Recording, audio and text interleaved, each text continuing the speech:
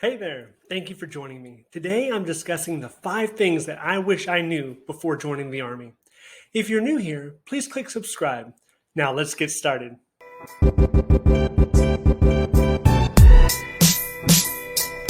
I spent over 20 years in the Army, and I've climbed through the ranks during that time to reach the rank of First Sergeant. And I didn't have much information before making this decision. So, if I could go back in time, what would I tell 17-year-old me?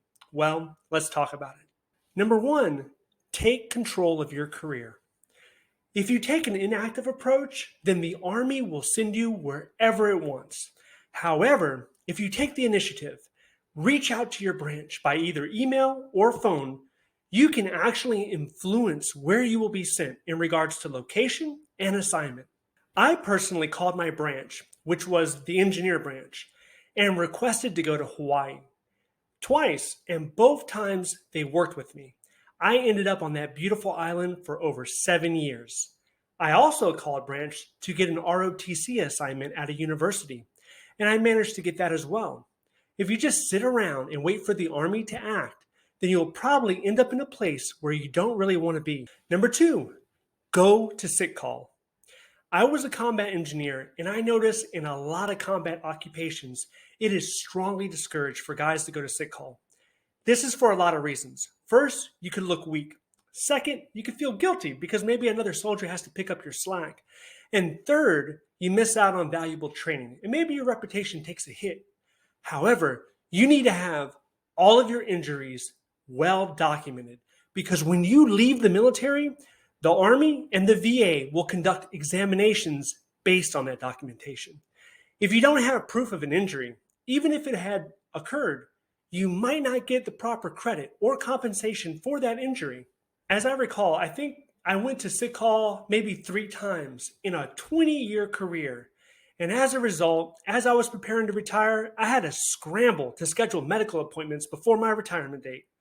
This is something a lot of young soldiers do not think about, and it can come back to haunt them. Number 3, make sure you look good on paper. Especially pay attention to this if you actually want to get promoted. Don't get me wrong, it is really important to be proficient in your job and to develop yourself as a leader. But at the same time, you need to make sure that a random stranger on a promotion board can look at your records and make the decision to promote you. When seeking higher level promotions, the members of the promotion board will likely have no idea who you are.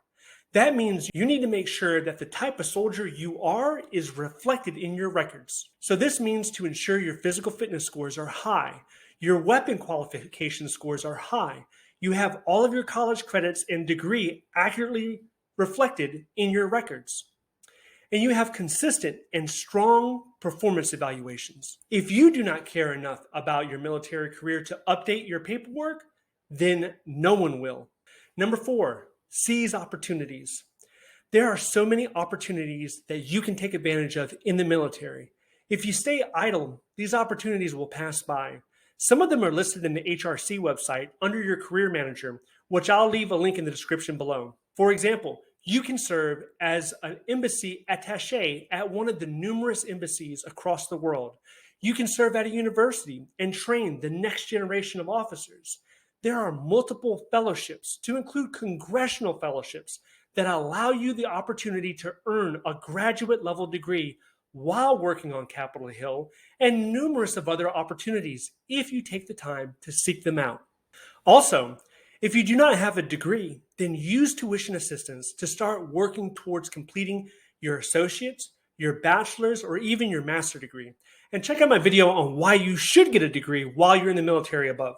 Number 5, enjoy the camaraderie. One aspect that is incredibly unique in the military is the camaraderie and friendships that you make. It is difficult to find that same level of camaraderie among civilians in the private sector or in the government sector. This is one aspect I can personally attest to, and I heard mentioned numerous times. Perhaps it's something to do with the fact that you and the people in your section are suffering together as a team during training and deployments, and in some cases are ready to die for one another. If you do end up in a deployment, those memories will likely last you a lifetime. Try to stay in touch with your fellow soldiers when you get out of the Army. In my experience, joining the military is a difficult but rewarding endeavor. I joined at 17 years old, and in some ways, I feel like the military finished raising me to become a man. Initially, I enlisted for a sense of adventure. I definitely found it. My military service has also assisted me in my search for federal employment. Finally, I have no regret, and I'm absolutely glad that I served in the Army. Well, that wraps up my video on the 5 things I wish I knew before joining the military. If you have any other advice, questions, or comments, please leave those down below. If you like this video, please click like and subscribe, and I'll see you in the next one. Thank you for watching.